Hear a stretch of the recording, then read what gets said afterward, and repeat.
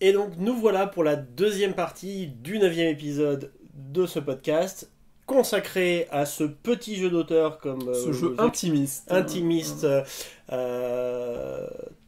Non, c'est pas Tunnels and Trolls, ça, c'était l'autre du... Oui. Donjons et Dragons, 5e édition. Déjà. Ça ne rajeunit pas, hein. Tout à fait. Oui. 5 éditions en 40 ans, ça reste c'est raisonnable. Est-ce qu'on compte les clones? C'est la grande question. Et les originaux, et les à côté... Non, mais ok.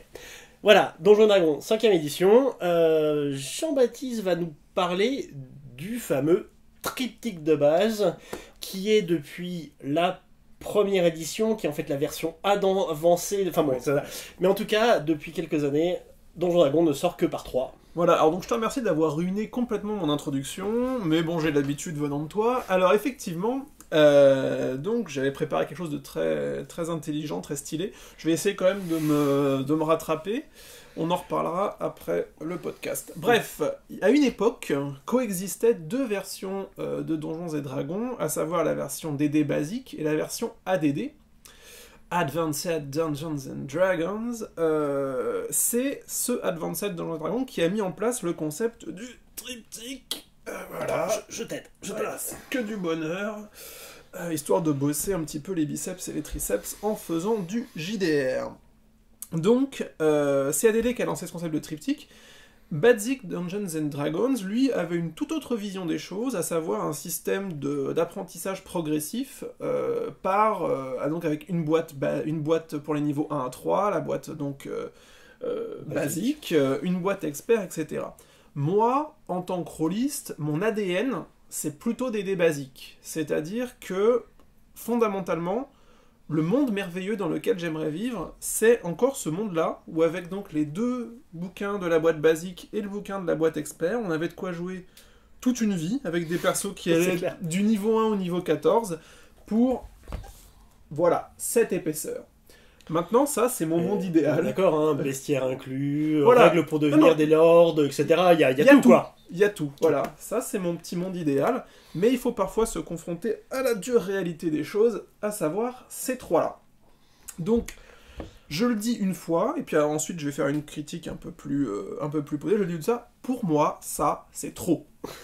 Voilà. C'est malgré tout le bien que je pense de cette édition, et je pense que DD5 est une bête d'édition de Donjons et Dragons, ça, pour moi, c'est trop. J'appartiens donc à une autre école de donge, celle où on veut un truc un peu plus resserré, et c'est vrai que moi, naturellement, actuellement, j'aurais tendance plutôt à vouloir jouer à des jeux comme 13e âge, Shadow of the Demon Lord, ou Beyond the Wall et Other's Adventures, qui sont des jeux tout en un. Je reviendrai là-dessus un peu plus tard, notamment quand je parlerai du bestiaire. Maintenant, ceci posé, on va jouer le jeu et parler de DD5, parce que je pense que les gens aiment bien ce concept de triptyque, oui. Et on va analyser ses forces et ses faiblesses. DD5, faut le remettre dans ce contexte, dans un contexte très particulier, qui est, vous allez voir, attention, c'est virtuose ce que je vais vous dire, de passer après DD4. Oui, parce qu'on est là, on bouscule les idées reçues, on met un grand coup de latte dans la porte. Et donc, DD5, le problème, c'est qu'il arrive après qu'il y ait eu la fameuse Edition Wars, qui fait qu'en fait, parce que DD4 a fait couler énormément d'encre à sa sortie, les auteurs ont vraiment voulu bousculer le gameplay un petit peu ronronnant de DD, tenter des choses extrêmement ambitieuses. Ils ont réussi des trucs, ils en ont loupé d'autres. Je sais que tu es un gros fan de DD4. Mais je suis quand même d'accord avec toi, il y a eu des loupés sur cette édition. Voilà, à l'occasion, on fera peut-être un retour en arrière dans le podcast anonyme sur DD4, il y aurait énormément de choses à dire. Tout à fait. Mais le fait est que la customer base, les clients de DD se sont pas tous retrouvés dans DD4, c'est le moins qu'on puisse dire. Et donc il y en a une partie qui se sont enfuis en courant vers Pathfinder, qui même pendant un temps est devenu le jeu Medfan le plus vendu aux States. Au final, il est devenu Donjons et Dragons à la place de Donjons et Dragons. Tout à fait. Il y en a d'autres qui ont décidé que les temps modernes c'était pas pour eux, et c'est à ce moment-là qu'a explosé le mouvement old school Renaissance. Donc on a recréé des vieilles éditions de DD avec les règles gratuites de DD3. Bref, il y a eu un éclatement complet de la base des joueurs de DD, et les créateurs de DD5 ont dû arriver en disant il va falloir qu'on récupère tout ce monde-là. Qui est un défi absolument titanesque. Tout à fait. Alors, Défi relevé ou pas. moi je pense défi relevé. Parce Je pense que, aussi. voilà, DD5 marche très très très bien. D'un point de vue conceptuel, on a affaire à un DD best-of. Les fans de DD4 considèrent souvent qu'il y a eu un retour en arrière. C'est pas faux, parce qu'on peut quasiment considérer DD5 comme un DD3 amélioré, avec l'esprit d'ADD, donc l'édition encore d'avant, mais en ayant quand même, quoi qu'on en dise, incorporé certains concepts de gameplay de DD4. Tout à fait. Donc, si on devait faire une synthèse de ce qu'on peut lire un peu partout sur les critiques du jeu, et je suis assez d'accord avec ça, c'est-à-dire qu'ils ont vraiment... Il y a eu quelques inventions, mais c'est pas le cœur du truc. Le cœur du truc, c'était remettre tout d'équerre, remettre tout carré, prendre un peu tout ce qui a marché, et vendre, en fait, aux joueurs le jeu qu'ils aimaient dans leur petit cœur, qu'ils attendaient au départ, un vrai gros DD, sachant que DD4 était parfois considéré comme un faux Donjons et Dragons, quelque chose de plus proche du MMO, même si à mon avis la comparaison ne tient pas un quart de seconde si on s'y intéresse sérieusement. Oui, d'accord. DD5, donc, système de base, 1d20 plus modificateur contre difficulté, on ne change pas une équipe qui gagne, c'est comme ça depuis DD3. Oui, tout à fait. On est d'accord. Quand même un point extrêmement important qui a fait couler des fleuves et des fleuves d'encre, c'est ce qu'ils appellent la Bounded Accuracy. Oui, j'ai un accent anglais dégueulasse, mais j'assume. Donc, en gros, le principe de la Bounded Accuracy, c'est que les plus gros... les modificateurs que vous allez ajouter au D20 sont finalement assez réduits dans leur échelle. Pour donner un exemple, le plus gros cogneur du jeu, au niveau 20, donc le guerrier niveau 20, va faire son jet d'attaque à 1 des 20 plus 14.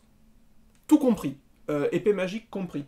1 des 20 plus maximum. 14, voilà. Dans Pathfinder, c'est quelque chose qu'on peut faire dès le niveau 7, à peu près. Oui. Voilà.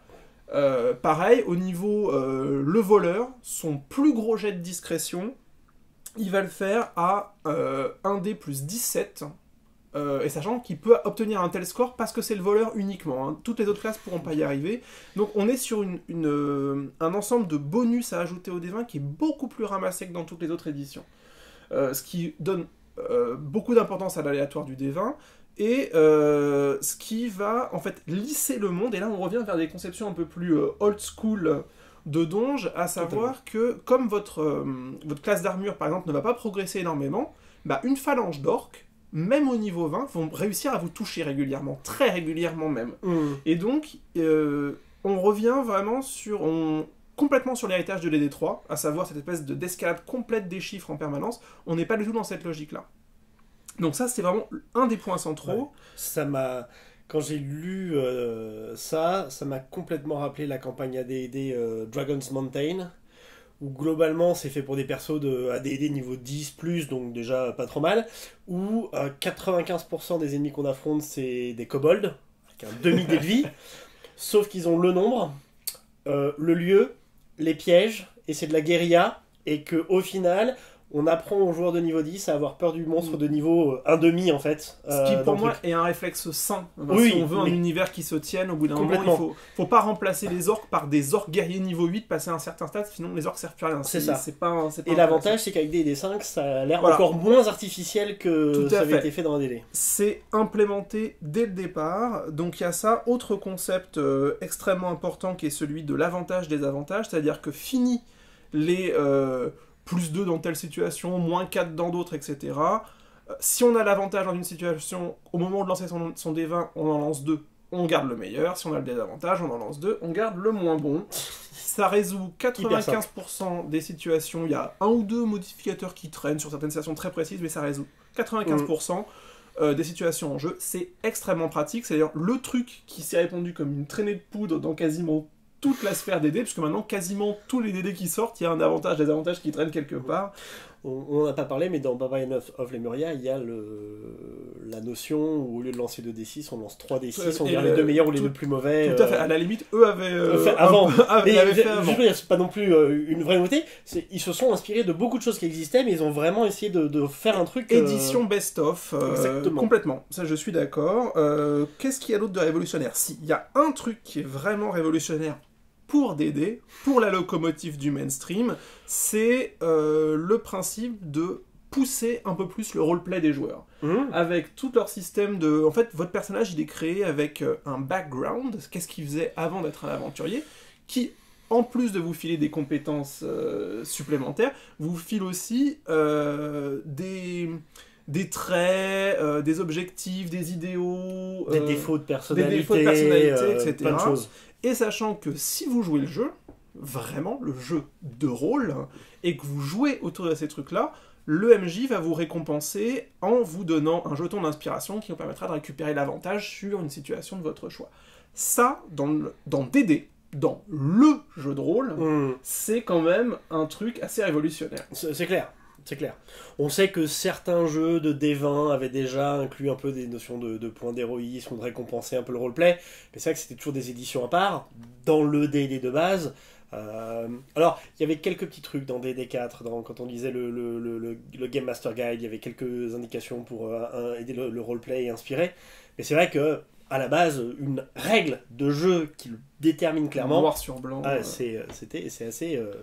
Voilà, en dehors de ça, on est sur du archi basique, classe, race, niveau 20. Alors voilà, niveau 20, pareil, je vais refaire une petite charge, mais 20 niveaux, est-ce qu'on a besoin d'autant de niveaux pour jouer? Moi, à titre personnel, je pense que sur 10 niveaux, ou éventuellement 14, on a largement de quoi faire. On y reviendra après, hein, mais 3 ans après la sortie, on n'a toujours pas une campagne qui dépasse le niveau 15. Voilà, je pense que tout est dit. Tout est dit. Est-ce qu'on a besoin d'autant de trucs? Bon, bref. La magie, c'est une magie classique de DD, ancienne, mais améliorée au niveau du gameplay. Il y a plein de petites idées qui sont excellentes. C'est plus dynamique, c'est vraiment plus intéressant, probablement plus équilibré. Est-ce que c'est équilibré quand même jusqu'au bout? Je ne sais pas. Il y a assez peu de retours sur des campagnes jouées au niveau 20. Mais je pense quand même que les mages doivent être un peu au-dessus. Il y a des chances. Juste un petit truc, et ça je sais que ça va te faire plaisir, un petit clin d'œil. On va globalement dire que les classes sont équilibrées, toutes fun à jouer. S'il y a un moins, c'est le ranger, qui d'après à peu près tout le monde est quand même un petit peu moins bien conçu.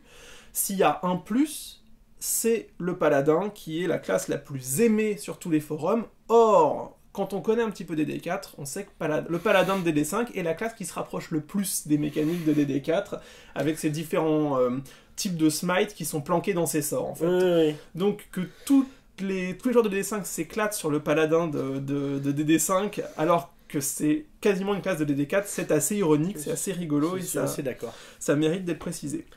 Je vais arrêter là mon monologue, je vais faire une petite pause et je vais te demander à toi, Franck, parce que tu es celui de nous deux qui a le plus joué à DD5, de nous faire un petit retour sur ton expérience de jeu par rapport au bébé. Moi, j'ai fait donc jouer à DD5 à un groupe d'une dizaine de personnes.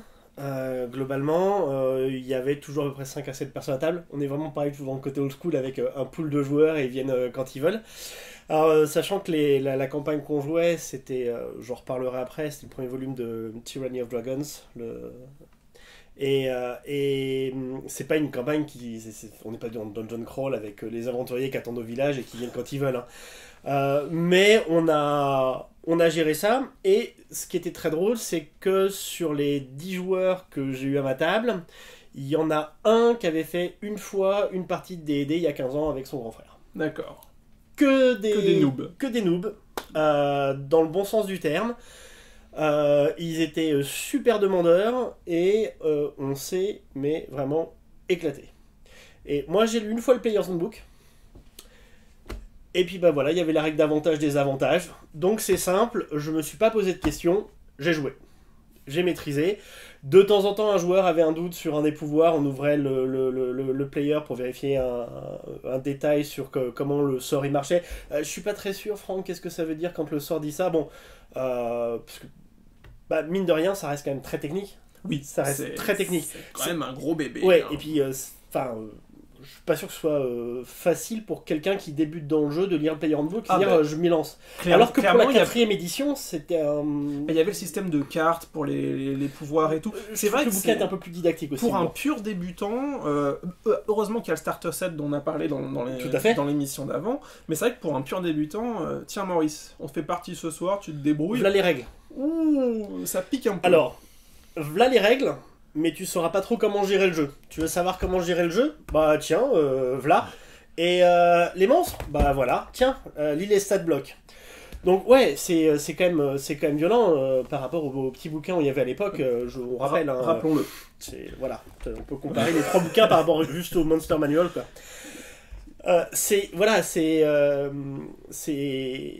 C'est compliqué et j'ai certains de mes joueurs qui sont australiens, qui repartent en Australie et qui sont déçus et qui m'ont dit mais comment on va jouer maintenant? Je leur ai dit c'est bon, vous avez compris les règles, vous pouvez jouer. Ouais mais comment on peut maîtriser un truc pareil? Parce qu'ils voient les livres et ça leur fait peur, alors que honnêtement, les règles comme tu dis c'est tellement simple, c'est 1 des 20 plus bonus. Ils ont l'avantage, ils ont qu'à en lancer 2 et gardons le meilleur.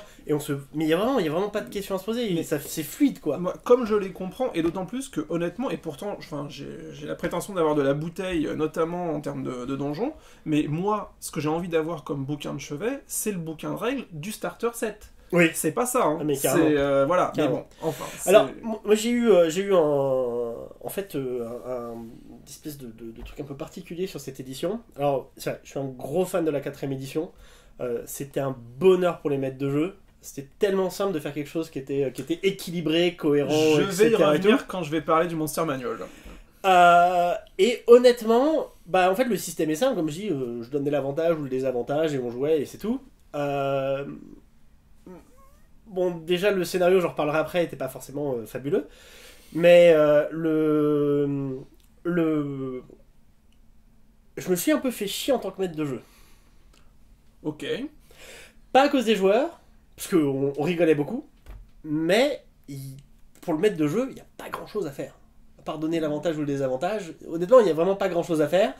Les stat blocks sont devenus aussi très très simples, ça c'est bien, au contraire, c'est un grand bonheur, mais alors que pour les joueurs, il y a tellement d'options de personnages avec les backgrounds, les traits de caractère. Mes joueurs, ils se sont créés des persos, mais aux petits oignons, ils étaient heureux de les jouer, ils se sont éclatés. J'avais une joueuse qui était une ranger avec son animal de compagnie, mais elle s'est éclatée avec son personnage.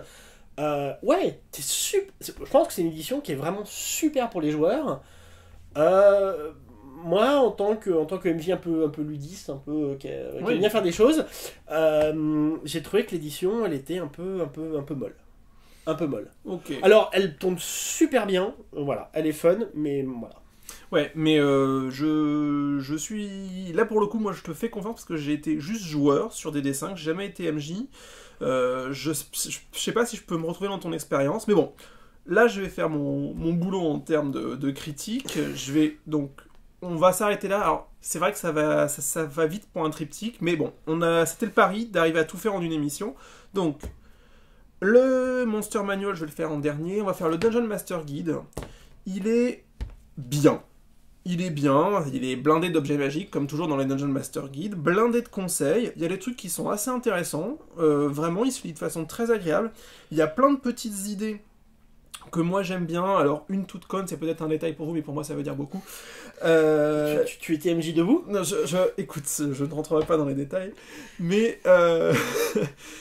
Un truc tout bête. Notre producteur se prend il n'en peut plus. Les tables de rencontres aléatoires sont faites sur 19 numéros, de 2 à 20, et on fait le jet en lançant un des 12 plus un des 8. Alors ça peut vous paraître très très con, là j'en mets mon costume de matheux, mais en fait c'est parce que ça permet d'avoir juste une table simple à donc 19 entrées, et grâce à la courbe de probabilité du 1 des 12 plus 1 des 8, d'avoir en fait, au lieu d'avoir un truc de pourcentage un peu complexe, d'avoir très naturellement des rencontres qui vont tomber beaucoup plus souvent, qui sont les rencontres les plus fréquentes, et d'autres beaucoup plus rares, avec une courbe qui fonctionne super bien, plus intéressante que 2 des 10. Voilà, c'est des petits détails à la con, mais là on sent la maîtrise des auteurs, on sent qu'ils connaissent vraiment leur sujet. En dehors de ça, il y a des conseils sur les niveaux de jeu. Est-ce que vous voulez jouer gritty? Est-ce que vous voulez jouer hyper épique dans les plans? Comment construire votre cosmologie? plein de trucs extrêmement intéressants. C'est un bon Dungeon Master, et il se hisse, à mon sens, au niveau de celui de DD4, qui était quasiment une leçon. Ouais. Là-dessus, ils ont relevé le challenge, et c'était Il pas... est vraiment, vraiment excellent. Ouais, et c'était pas facile. Et je termine avec le Monster Manual. Un recul en arrière par rapport à DD4 qui reste la meilleure édition du jeu pour les stat blocks des monstres.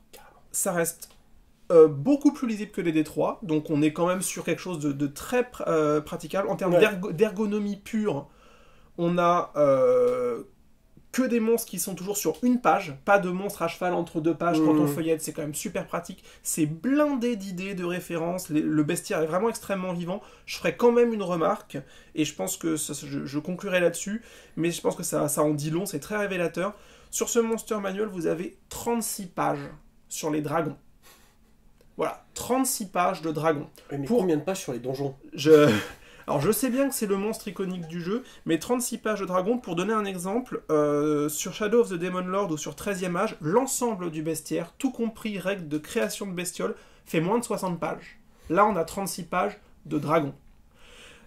A l'inverse, on a à la fin une petite annexe avec les PNJ. Donc le garde, etc., l'assassin anonyme, le mage, ça fait 9 pages. Et pourtant, je suis intimement persuadé, en tout cas par rapport à mon niveau de maîtrise, que c'est clairement la partie qui va le plus servir du Monster Manual. Ouais. 9 pages contre 36 pages de dragon. Faites votre choix, camarades. Voilà. Je suis assez d'accord. Je termine là-dessus ma critique de DD5. Alors je voudrais pas qu'on s'y trompe, je trouve que c'est une excellente édition de Donjons et Dragons, peut-être la meilleure. Ok. Peut-être la meilleure, mais je considère que DD4 c'est un petit peu à part. Ok. Après je suis moins fan de DD4 que toi. C'est vraiment un super boulot. Maintenant, voilà, en tant que rôliste, dans l'absolu, ça c'est trop pour moi, c'est trop intimidant. Même pour moi, c'est cher. Faut quand même, on n'a pas de campagne là-dedans. Hein. C'est cher. Après, à vous de décider. Voilà. Bah écoutez, merci pour cet avis très très complet. J'ai essayé de faire au mieux. Voilà. Et puis on se retrouve dans la vidéo suivante pour parler du reste de la gamme en 30 secondes.